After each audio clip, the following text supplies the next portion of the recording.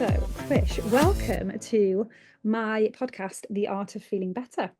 Oh, I've been thank you for I've having me. been dying to get you to chat with me for ages because we're basically the same person, same birthdays and everything, haven't we? Yes, we do. And yeah, our mission is definitely aligned. And yeah, I just thought let's just see if you're back from your travels and if you're up for it, so that I could pin you down for a chat. So yeah, so welcome, welcome, welcome. I thought I would just start by asking you just to give me a little rundown of your story, because you're usually on the other end of this with your amazing organization, talking to people and finding out their amazing and inspirational stories. And my topic for the next few weeks on the podcast is around just that, around storytelling and how we can share wisdom and help each other and inspire each other. So who better than to bring into the room than you? So yeah, the shoe's on the other foot now. I'm going to ask you questions about your damn inspirational story, if you don't mind sharing how it all Yeah, started. of course. I mean, do you want me to start from the very beginning or more recently? Like, where do we? Start from the very beginning. I know we're on a little bit of a time constraint, but I've heard your story on the stage before now, and it's just like I don't want people to miss this. So you don't have to do the War and Peace version if you don't want to, but just where it all started from your background, if you can give us a whistle stop of that. Absolutely. So I'm born and raised in the northwest of England in Bolton. Yeah, good old Bolton. I'd say the land of the clouds, but it's actually a blue sky day today. Is So it? yeah, um, but essentially half English, half Indian. Mum's English, blonde hair, blue eyes. Dad's Indian, and essentially everything came down to never fitting in. Mm, I never felt like I fit in. From as young as I can remember, all my mates were English, like mm. white English lads, and hanging about with them, playing football and all these things. I didn't look like them, and I was always like, "Yeah, I'm the outsider." I remember wishing I was white Did and you? I looked like my mum. And then my dad, in the Indian community, I didn't speak the language, and I was like, I wasn't from India. I'd never been to India, so like, I'm a Bolton lad. Like, why are you talking to me as if I'm Indian, kind of thing? Like, I didn't get it. And now I look back on that time and I'm like, I love the fact I got the best of both worlds, like the two cultures, Yeah. the the fact it's so amazing. But when you're young, you just want to fit in. Mm, There, even now, you want a community. And I mm. think looking from the work we've both done, essentially part of the reason I've done what I've done is essentially I've made a community that I feel most comfortable with. And Yeah. I found a gap, which was I couldn't figure out where to fit in. So I Yeah. created essentially. But went through all this childhood, all this kind of things, uh, racial struggles where people would be racist to me and all this kind of stuff. But 18, I became a professional footballer, and football was my life. I have to caveat this: I cared about girls, cars, money, superficial things. Really, like you Football know, life. yeah, all that kind of stuff. A typical football lad, like. But on all of this, I was deeply unhappy, because everything that I'd wanted to have in my life was all external. It was all those materialistic things. It was all things that were really shallow. And Mm. I didn't realize this until 20 years old. And I got a scholarship to go and play football in the US. And I went over to California. I got told living in a mansion, massive house, living in a beach in California, full scholarship. And I turned up in California and it was not what I thought. I was in a 3-bedroom house with 13 other guys, and I was miles away from the beach I'd been promised, and my scholarship had been lied to. Um, I just was massively unhappy. And there was one guy in our team, and he was called Gabby, and he was always smiling, always. And he had it worse than me. He was from Brazil. He hardly spoke any English, and he was living in a basement of the house. And he was always like, "Bro, never give up. You've got this." And I remember thinking, man, I hate this guy because he's just Happy. too happy. Like, what's this? What have you got to be happy about? And it came to the point where I would literally avoid hanging about with Gabby. And it got to one stage when I said, "That's it. I'm done with here in the US. I'm going back to Bolton." And Gabby said did two things that changed my life forever. He said, "Chris, were you happy in Bolton?" And I said, "No." He said, "If you keep running away from your obstacles, you'll never overcome anything in life." Really simple. I'd always wanted a life of comfort, not a Mm. life of obstacles. And I've been always escaping those obstacles, trying to break through. But actually, the obstacles are the ways to progress through life and develop. And that was number one. And the second thing he did was he didn't speak to Krish Patel, the person in front of you.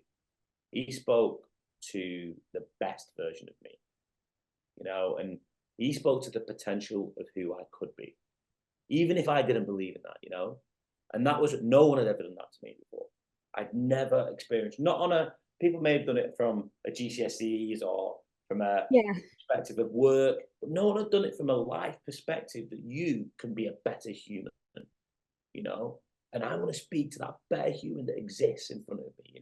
And I was like, I didn't realize this at the time, but my values started to change. That's when I started practicing Nichiren Buddhism, and I was the least religious person in the world, and all my philosophies and values in life started to change to the point where, 2018, so 6 years after that, I then built a school in Uganda. I'd done marathons across the UK, and I started caring about people.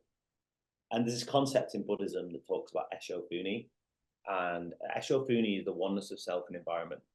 So if you want to change your environment, the only way you can change your environment is by changing yourself.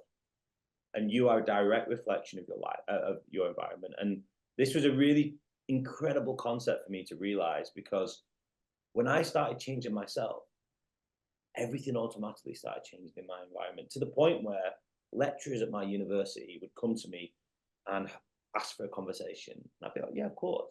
And then they'd tell me that they're self-harming or they're feeling suicidal or depressed. And then people would start doing that. And I'm like, I have done nothing different except change myself. And these people start sharing these things with me. And I'm like, who am I to do anything? All I did was create a space, see their potential, and speak to that potential. And yeah, it came to the point when 2018 I came back to the UK. I didn't want to be here in Bolton, and my visa got rejected, and I saw a bunch of homeless people everywhere. So there's homeless people all over Manchester. I was like, why? So I started to ask questions, and I started to speak to these people on the streets. I ended up running a homeless organization, and every week we'd go out into the streets, and basically it was an outreach organization connected to people on the streets. And I'd start getting abuse, people from, coming out of their offices in their suits and ties. Yeah. Who do you think you are trying to help these homeless people? Or you can't teach an old dog new tricks. And if if they're not willing to help themselves, who do you think you are trying to help these people? And I was like, you know what? You just don't get it. You just don't get it. And that got to the point where someone said to me, "You're wasting your time. Go and earn as much money as possible. Have a family, have kids, and get married," kind of thing. And I was like, that is just not me. And so I decided to swim all the lakes in the Lake District, all 53 miles, and I called it the Swim for Shelter campaign. And I helped 36 homeless people from the money I raised into employment in Manchester. And I mean, what was I, 24 at the time? I had no idea what I was doing. I never swam. I was a jacuzzi swimmer. I never swam. You weren't even a swimmer, were you? It's not like you were a professional swimmer that thought, I can use this skill to do something. You're like, I'm going to go and swim. I'm just going to, yeah. And I mean, that's the thing, right? It's all about action. Everything I discuss and everything I believe in is action based. Like, words can mean so much, but what are you going to do about it? And it's not even about having the action to do the right. It might not be the right thing for you, but No. doing an action makes you know what wasn't the right thing to then do the right thing. It's either the right thing or it's a learning point, and both of those things are the right thing. That's why I keep trying to tell people that anything you do is right. It just might not feel as comfortable, or it might feel amazingly comfortable, but it's always right. You just have to do something. You just have to move. Yeah, exactly. And that's essentially what I started to realize when I'd done that. I was deeply unhappy. Like, when I did all these challenges and things, and when I was helping all these people, You're still unhappy? I didn't want to be in the UK. I was working a job I hated. I felt like so trapped. I felt like no one understood me. Yeah. I felt like all my friends were in America. My family, like the people I would consider like really, in the self-made family, when you get to create people that, and it's one thing when you get to live outside of your home and you meet new people. It's like you get to create your own family, Yep. and it's the most precious thing you can do. I love that. But essentially, I was super unhappy. I remember writing in my diary and just like being like, "What's the point in this? All I want to do is help people. Why do I feel so wrong in doing that?" Mm. And then that's where Tales to Inspire was created. Essentially, I realized that one of the big things I've always enjoyed is stories. And it goes back to grandparents for me. Like my Indian and my, so in Gujarati, in my Indian language, Bar and Bapa means grandma and granddad. So I would just listen to them sharing stories of what it was like in India and like the village life and all this stuff. And I wouldn't say anything, I would just be listening. And my grandma and granddad in Blackpool, my English grandma and granddad, I would just listen and they'd tell me about them and their stories and their grandparents and all this kind of stuff. And I was just fascinated. And I just remember thinking, that is the best thing that I can take from anything is other people's stories. And I Mm. thought, where can I find that? So I started going on podcasts, I started going on blogs and YouTube channels, and everything was really about, at the time, it was all about like celebrities or It's the like, superficial again, isn't it? It's not real people. it wasn't people I could connect to. It Yeah. was there was a bridge, even an Olympian, there's a bridge between me and that Olympian. I couldn't find anything that was real life people that connected to my story. And I started to think, right, that's what I'm going to do. I'm going to share people's stories. I'm going to call it Tales to Inspire. I'm going to do it on a blog. I'm going to interview people, and I'm just going to put it out there. And the first person we shared, Danny. Danny was a friend of mine. He was homeless. He got off the streets, and we put his story out there. And someone read it. A young lady who's going to take her own life read that story, and we had helplines. We put helplines at the end of every story, and she went and got help. I mean, that was within a day. And I story. can't believe it. Like mad, right? I mean, within 3 days, his story being read in 15 countries around the world, and I started to think like, maybe there's something to You've this. got something. Mm. And I didn't know what it was. Like this is 2020, right? So November 2019. So So before COVID then, before lockdown, before wasn't it? COVID, right? And January 2020, I quit my job. I was like, I'm doing this full time. Like I hate my job. I'm doing this. And I went in to do it. And the idea was have a blog and then do live events. So have those people who share their stories in person, like TED Talks a little bit. Hmm. But people would buy tickets and come and watch that. And we did our first event was March the 4th, 2020. I think we had like 85 people come. I was buzzing. And then March the 16th, I think it was, COVID got announced, right? So all live events went out the window. And I didn't have a revenue model. It wasn't a business. I was just sharing stories. And people kept reminding me of that. You don't have a business. You just Yeah. share. There's no, What you trying to do here? if people came to me and said, can I buy something? I had no product. We've had this conversation, haven't we, so many times. We're meant to be doing it. I don't want to run a business. I just want to do it. But it's mad, right? And essentially the crazy thing, and this is where doing means so much because I did. I did this and I kept sharing stories.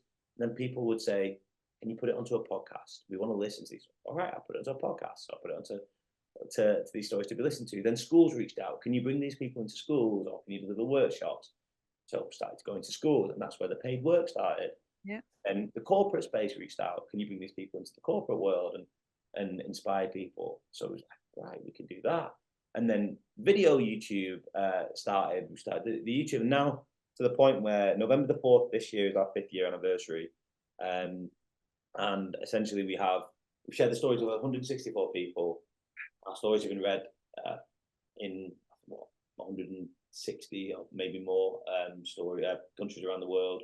We do live events. I'm starting to look at like huge like funding bids, and I'm starting to think like, you know what, like we've got something really special because I've built relationships with the key community people, whether that's within any societal injustice. So you look at refugees, you look at homeless people, you look at entrepreneurship and the struggles of people starting their own businesses, you look at poverty, you look at any mental health, any societal injustice. I've got a story that we've shared and we can inspire via a workshop, a panel discussion, a keynote talk, a program. We can put it on for that company, that school, whatever it is.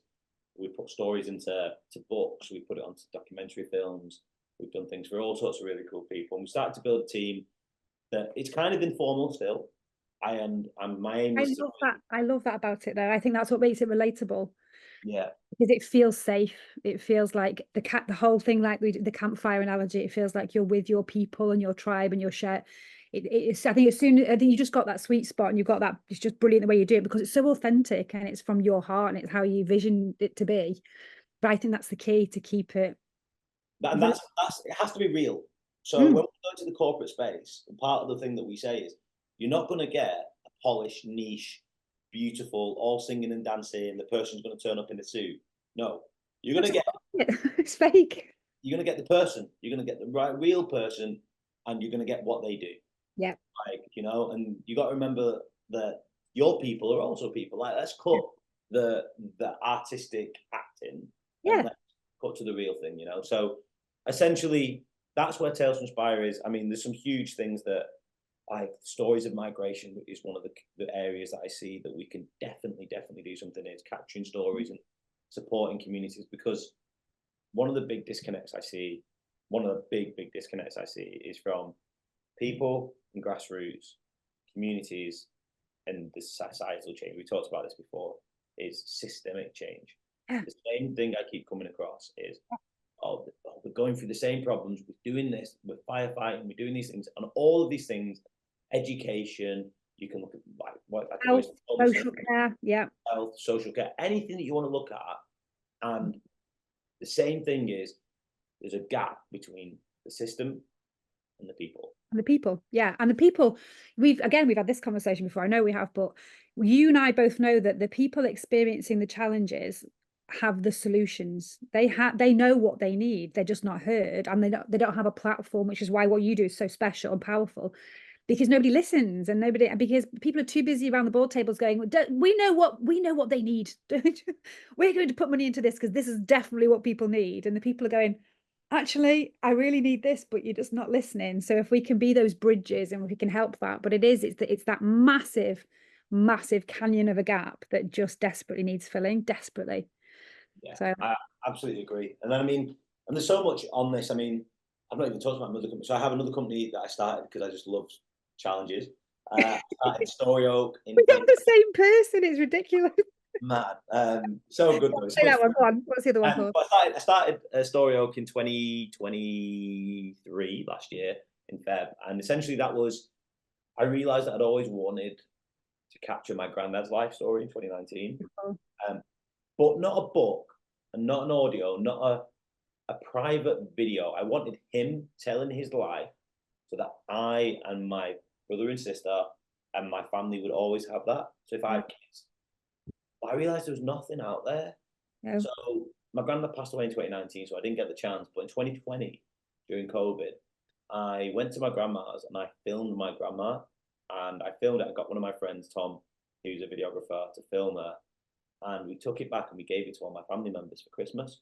And they got this. My grandma talked about meeting my granddad when she was 12, my granddad, and cycling from Blackpool to Darwin, where she lived over the summer holidays at 12, and then her being away and sort of going back. And she was like, all these things that I never knew about, and it means nothing to anyone else, but it means so much to me. And talks about the war and rations and all this amazing stuff that none of us knew about in our family.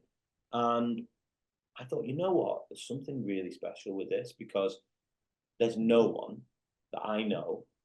There's books, people can put their stories into books, but there's no Yeah. one who puts them into video documentary series. So now what we do at Story Oak is you get 3 to 5 episode video documentary of your life or a family member's life story that's private, protected, and you get to keep forever. It's all done digitally. You can put it to your TV, you can put it wherever you want. And essentially, it's something really special. It's something really special, and you can cherish forever. And then you can add family members into that. So you've got your whole family tree of their life story, but as told by them. So you get their accents, you get their humor, you get them telling it. It's really cool. And it's So what something, an amazing gift. yeah, and it's the perfect gift. I mean, that's the thing. It's the perfect gift. There's nothing more special. And often people are wondering, like, what can I get my grandparents, or what can I get my parents? Yeah. It's like, that's the thing that I would. But with everything, and you said this, I'm terrible at sales. I'm, That's so not what we're here for, mate. We're not here to sell. We're here to change. exactly. So I've built this thing and I've got it to a point with Tales to Inspire going on with this. The next thing Yeah, is that's cool. selling essentially. So it's getting it out there. But essentially that's where we bring me to today, where I see it as I'm a massive change maker. I have massive dreams, but sometimes I feel really, really helpless. I have to admit, like sometimes I feel really down because the problems of the world feel so big. Yeah, They I hear feel you. massive. Yeah. Then and today you've got me a really good day, but the last couple of weeks I've been like proper on it where I feel massively hopeful because I feel like dream big and take action and watch what will happen. Mm.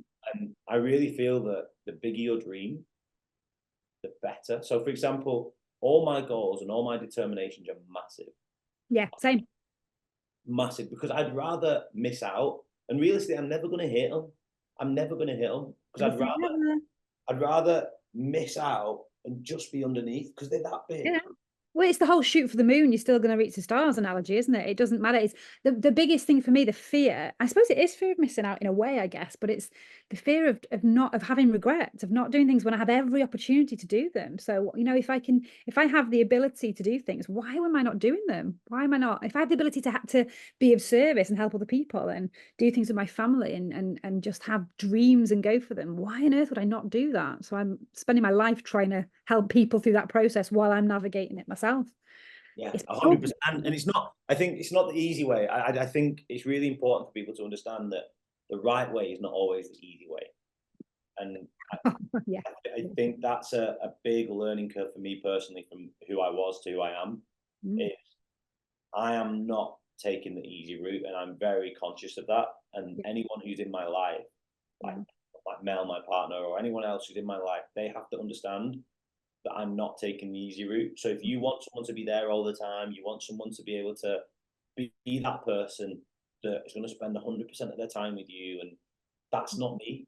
That yeah, and my purpose is huge. I really feel like we all have a purpose, yeah. but I see mine as I can't do the traditional. I can't Yeah. do in a And box. again, we are the same person. We must have been split somewhere on the line. But I totally resonate with you because I've been, my poor husband, 30 years we've been together now. He's just used to it. 4 kids, the guilt and the kind of wrangling with, should I be just doing what everybody else does? No, I can't. It's not, I have my purpose. I know exactly what my purpose is. And my purpose is to support other people in finding their purpose. And that's really tough because there isn't, and I'm kind of navigating that first and trying to light the path. And it's all about shadow work, which is what you're talking about. It's not the easy. You have to work through stuff that feels uncomfortable and you have to do things that feel scary and you have to, and a lot of people, like we're both Saggies, we both come across as very, very confident and very, very, because this is just who we are. And I can remember I've written about it in my book as well. So many times over the years, people have said it's all right for you. You're confident, and that kind of, it's like it's different somehow for us, but it's the same feelings, the same fear, the same challenges, the same graft, and the same kind of feelings of despair and that kind of stuff. We just deal with it slightly differently, I guess, and we have that veneer of confidence that maybe other people don't have. But I worry sometimes that people think, but I can only be like that if I'm like that. Anybody can just do anything they want to do. That's the message, isn't it? It doesn't matter who you are or where you're from. You have the capacity to make profound changes and do anything you want to do. Yeah, 100%. The internal way, like you can do, and I know it's really, it's hard because everyone's in a different perspective, and I get it. Like you're trying to survive, and so many of us are just trying to survive and get through the day and things like that. But there is always something that you can do for you. I don't care if you've got 12 kids and you've got 4 jobs and you've got. I mean, some of the most inspiring people that I know are some of the oldest people who've got the biggest health problems and the biggest obstacles, and their spirit Yeah, through the roof. They're yeah, so youthful and they're so inspiring, and you're just like, I want a bit of what you've got. yeah. Bottle that. Yeah, But and tell it. It's and that, stories, though, isn't it? It's the stories as well that gives people that power. Everybody has the story to share. It's so therapeutic, and I'm really glad that the whole narrative around storytelling is becoming more and more open and out there. And people realize the value of stories, not just I remember a good friend of ours. have their masters in storytelling, and people are like, oh, is that like reading Goldilocks? Like, no, that's not storytelling. You know, it's opening the conversation around what it really means, and digging a bit deeper into everybody's story, which is just what you do, just so beautifully. And it's so great to see another person that's kind of clicked into place and lined up with their purpose, because I resonate. I know it's tough. I know we make a good show of it on socials, but you know you where you are, you know where you're going, and you know you've kind of got that. And that is my hope for everybody out there, that you can have that as well, and you can find your purpose, because everybody has that there. Your soul's blueprint is waiting to be expressed. You just need a nudge sometimes in the direction to find what that is. And we're really lucky, aren't we? We're so fortunate, as tough as it is, that we found that. We know what we know. We're living out what we're meant to be doing. There's a concept once again in Buddhism, from one of our mentors in Nichiren Buddhism, a guy called Mr. Makiguchi, and he talked about this concept of beauty, gain, and good. And he talks about, if you want to do anything within your workplace or whatever you're doing, just ask beauty, gain, and good. So essentially, do you enjoy it? First of all, beauty. Do you enjoy it? Is it good? Do you like it? Gain. What do you gain out of it? Is it financial? Is it knowledgeable? Is it wisdom? Is it a network? And then good, are you impacting others? Right? Beautiful. So when I left my job in 2019, 2020, I didn't enjoy it, so I had no beauty. Mm. I had the gain I was earning, I had the same amount at the end of the month that I did at the start of the month. So everything was going into bills. And so there's nothing, I wasn't saving anything, I wasn't enjoying the people I was with, and particularly, and I wasn't learning anything. So I had no gain. And the good, I certainly wasn't impacting people's lives. So I had 0 out of the 3. When I started Tale to Inspire, I had the beauty. I loved the adventure and the new thing, and the fact that I was impacting people's lives. I had the good, the fact that I was impacting people's lives. I didn't have the gain. So I didn't have the financial side of it. I had the knowledge and the network that was bringing, but I didn't have the financial side. But that's fine. And I still struggle financially, in all honesty, but I'm still here, 5 years down, and I'm still doing my purpose work. So it was really easy. 2 out of 3 was better than 0 out of 3. Really easy math for me. And I was like, right, there you go. It always, and imagine if you'd had, I know we're on a time, so I'm going to ask you my questions in a second, but just imagine if you'd had the middle one and not the others, would you have still done it if you had massive gain? And I know the answer, because Yeah. if you'd had the financial gain but none of the other two. Yeah. I mean, if I'd done it, I think I'm the kind of personality that I would have, 6 months down the line, I would have been like, Not fulfilled. That's the thing. It's fulfillment. It's finding identity, passion, and purpose, and finding what fulfills you and lights you up. And unless you're taught that, and we've worked in schools, we've done this, unless you're taught that through the system, that you have to find out what that is. You can't look at an influencer, or you can't go on what society tells you should be happy with, because you feel it in your gut. You feel it. And if zeros on the bottom line is what lights you up, go for it. If it's not, you need to be aware of that. And you need to know what it is that does light you up, so that you can follow that and be supported, and find your tribe and find where you fit. That's I think the missing link that nobody's taught, and parents aren't teaching it to their kids because they were never taught it. Teachers aren't teaching it to students because it's not something we talk about. We just crack on, follow what we're meant to follow, do what we're told, eat up what we're shown in the media, and then put a big mask on because everybody else looks like they're having a great time on social media. So we're all meant to fit into, we're told constantly who we should be, what we should aspire to do, and that we should be bloody happy with it. And that for me is the big problem, because nobody is understanding that their version of identity, passion, and purpose is completely different. They need to explore what that means for them. yeah, I 100% agree. And it's deep. It is. I like to get deep sometimes, But it's deep, and it's not easy, right? And a lot of people, you need to have the spaces to be able to work with. And you know what? You need to have trust with just one person who can help you go through that. Yeah, it's true. You don't have to do it by yourself.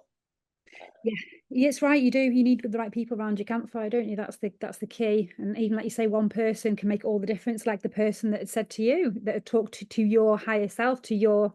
I mean, I feel like that's my role. That's always been my role. And I get loads of stick sometimes for getting myself into sticky situations, and I can't help it, because when I'm speaking to somebody, all I see is their potential, and I am talking to that potential. I'm like just trying to nudge, and sometimes it works brilliantly, and sometimes I get myself into a little bit of a pickle, but it doesn't matter, because that's what I'm here to do. So you just learn, don't you, have lessons and learning points along the way. But I definitely hit when you were talking about that before. I thought, yeah, definitely, that's what I'm here to do. So I have 3 questions before I let you go. And have you got meetings all night now? Are you like on a I've got a meeting after this, and then I'm actually writing funding bids, and you know how long that takes. Oh man, I tell you, I don't envy it. Yeah. Oh, Brutal. I So can't even. I've been sacrificing time, and this is another thing. Time management is my worst thing. I hate it.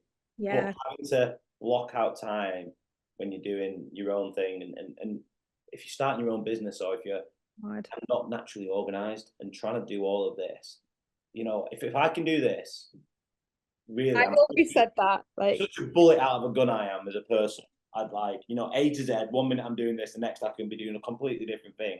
But if I yeah. can try and do this, anyone can really do anything because it's that, like, you know what I mean? It's It's mad. the challenge, and it? It's so tough, that whole, because when you've got that visionary mind, I mean, I don't know whether you're like me in that respect, but it was a bit of a realization for me a few years ago that not everybody had the same brain, because you just assume that everyone experiences what you're experiencing. And I just see things in like movies. I know what my vision is, and I can see it clear as day. I know exactly where I'm going and what I need to do. And then I work my way back and chunk it back to the strategy and the steps I need to take to get there. I know I know I'm getting there. I've got no doubt in my mind. It's like, oh God, how do I navigate normal daily life to get to there? And apparently not everybody has that. So it's quite difficult to manage that level of vision when you're trying to like be a mum of 4 and pay the bills and do all the normal mundane stuff. But you find your way around it. You find the system that works for you. But I think a lot of people, when I'm saying that, they're like, that's weird, because a lot of people don't have that. They just getting through the next second, the next hour, and that makes me so sad, because they haven't got that vision for themselves. And it just, that's what I want to help people to find and to open up to. So my first question to you, I've kind of answered it by the amazing work that you're doing, but you might have another bit of wisdom to throw in there. I'm asking everyone the same 3. How can we change the world? What is it that's going to make the shift? What is it that's going to make the shift? It's empathy.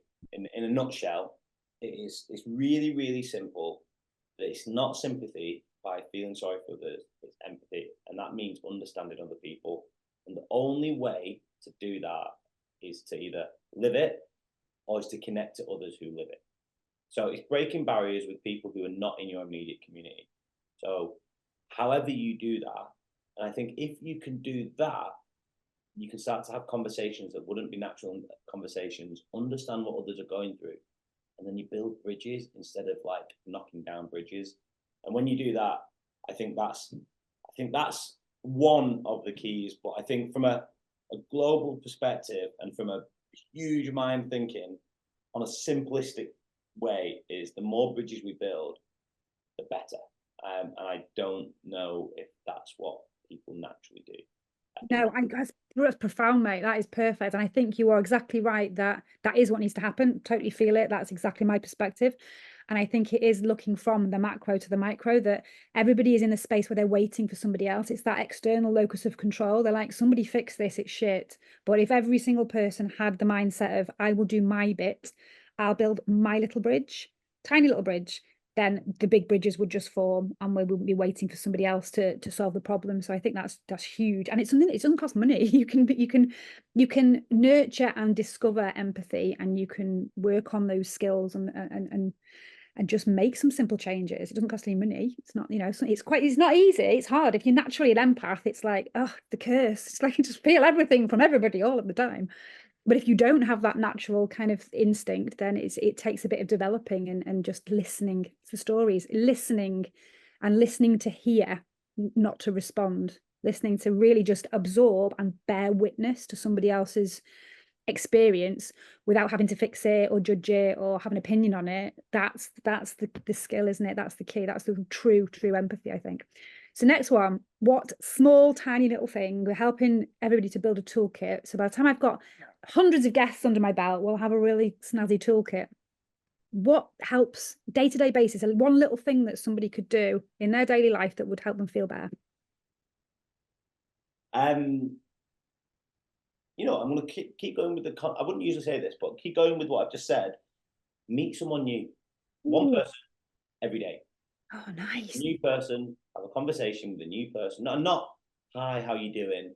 Like really get to know someone new on a day, whether that's booking in a meeting with someone you've not met, or whether that's, really whoever it is, meet someone new every day, and you'll be really surprised by the end of that week where that conversation leads. Nice. And even just neurobiology, the chemistry, the connections you make. It's a buy one, get one free offer. You feel good, they feel good. That is paying it forward. And love that. We've not had that one yet at all. That's new. I love it. Happy days. Last question. And how is that for timekeeping for two neurospicy brains that aren't very good with time? It's like, I mean, I own it the whole time. What is your best feel good tune? If you're really having a crappy day and you want to feel better, what do you put on loud to make yourself feel good? Because I'm going to add it to the Spotify list. It's just a classic. House of Pain, Jump Around. I would probably go with is kind of, it's a bit old school, but it's like it's my go-to kind of like, I'm feeling a bit down, whip it on. It's just like, right, we're ready for a good You know what, time. man? I can't believe you just said that because it's not on there yet, and it's got very big, significant meaning to me. That song, massive. I'll tell you later. I'll send you a message later. Yeah, and anyone watching this who knows me in my life will know that that's got a significance. But that has made me realize I'm going to put it on. I'm going to have a little dance around. So that is going straight on the Spotify playlist for sure. How cool! Yes, I love it. I love it. I love it. Oh, thank you so much for spending some time with me today. We've got to catch up again properly. Even if I'll take a trip down and come and have a brew, that would be cool. Because I've got so much to catch up on. And I think there's some synergy there between what you're doing. There always has been, but I think now we're formulating the business models a bit better. There's stuff that we could do that might really sort of get the impact even bigger. And I want to link you in again with Paul, with Try Life, and I want to link you in with Anthony for sure on his travels, because there's things, I've got my fingers in so many pies, mate. There's things that are building. So we've had both of those guys on as guests so far. So let's do some cool stuff. Let's do some cool stuff together and see if we can get the word out even more and help each other's businesses. So well, that's one of the things, like, we're always there, aren't we? Connected. We're yeah. always, I can always reach out, and it's like, I mean, it's a process, isn't it? It's like a bit of a tapestry, and sometimes things happen. And I feel like 2025, I've said this a few times, I'm like Mystic Megs, like the Oracle keeps saying it, and it's on camera. So if I'm right, I'm right. 2025 is going to be another game changer. Something big, something coming for next year. And I think that's when all the pieces will start to come together, and it won't be quite so much of a struggle for us because a lot of us are on the same kind of mission and we're doing same kind of soul purpose work, but it's such an up, it's like pushing a mountain up another mountain, isn't it? But I think that will shift next year. So thank you so very much. I'm going to get this recorded and it's going out immediately. Actually, I'm going to put it straight out immediately. Amazing. Thanks, Jay, mate. Thank you for having me. No problem at all. I will sign off and let you go into your meeting, and I'll ping you a message soon, mate. Perfect. Cheers, mate. Take care. Bye. Bye.